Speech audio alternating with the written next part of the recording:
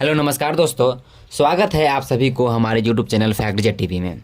आज हम बात करेंगे कि लिखने की शुरुआत कैसे हुई एवं पेपर शब्द का उद्भव कैसे हुआ है। इसी तरह के फैक्ट्स के लिए सब्सक्राइब करें हमारे चैनल फैक्ट जेट टीवी को एवं नोटिफिकेशन बेल आइकन को जरूर दबाएं। ये की फीचर्स डिस्क्रिप्शन में भी दे दिया हूँ, आप जिस पार्ट को देखना चाहते हैं वहाँ स्किप कर सकते हैं। शुरुआती दिनों में मानव ने पत्थरों पर चित्र बनाना सीखा। वे इन्हीं चित्रों के माध्यम से अपनी भाषा को व्यक्त करते थे।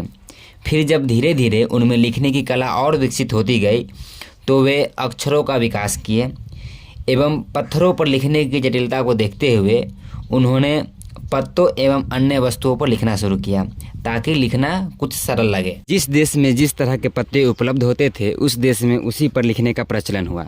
भारत में भूजपत्र और तारपत्र की उपलब्धता के कारण यहाँ इन पत्तों पर लिखा गया। पत्तों के प्रकार से भी लिपियों का आकार प्रकार निर्धारित होता था। जैसे अक्षरों की आकृति गोल होगी या चौकोर होगी, यह पत्तों पर लिखने की सुविधा से तय होता था। इसी कारण कई जगहों पर एक जैसी भाषा होते हुए भी अलग अलग लिपियाँ विकसित हुई।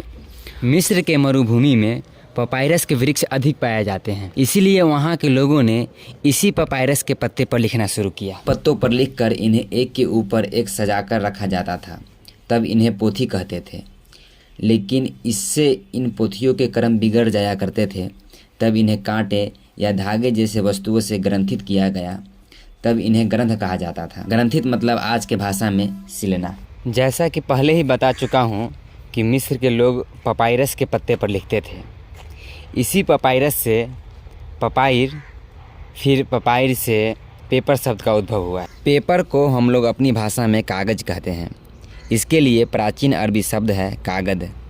अभी भी गाँवों में बड़े बुजुर्ग कागद ही बोलते हैं। मिस्र के विषय में एक और बात बता दूं कि मरुभूमि क्षेत्र होने के कारण यहाँ के अधिकतर लोग एक स्थान से दूसरा स्थान घूमते फिरते रहते थे। तब पश्चिम यूरोप के लोगों की धारणा थी कि इस मिस्र या इजिप्ट के सभी लोग ही शायद घुमक्कर हैं। अंग्रेजी में इन्हें इजिप्शियन कहते हैं। यही इजिप्शियन विवर्तित होकर बना जिप्सी।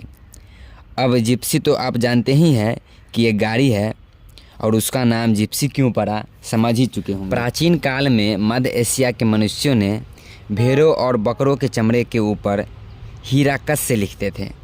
हीराकस यानी कि फेरस सल्फेट। इन चमड़ों पर ब्राह्मी लिपि का बहुत सा निर्देशन अभी भी मध्य एशिया की गुफाओं में मिलता रहता है।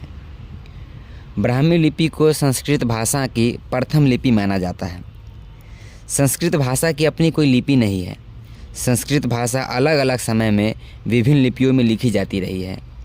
संस्कृत को देवनागरी लिपि में तो बहुत बाद में लिखा गया है। जब लिपियाँ और लिखने की इतनी बात हो चुकी है तो यह भी जान लीजिए कि लिखना शब्द संस्कृत के लिख धातु से बना है, जिसका अर्थ होता है कुरेदना।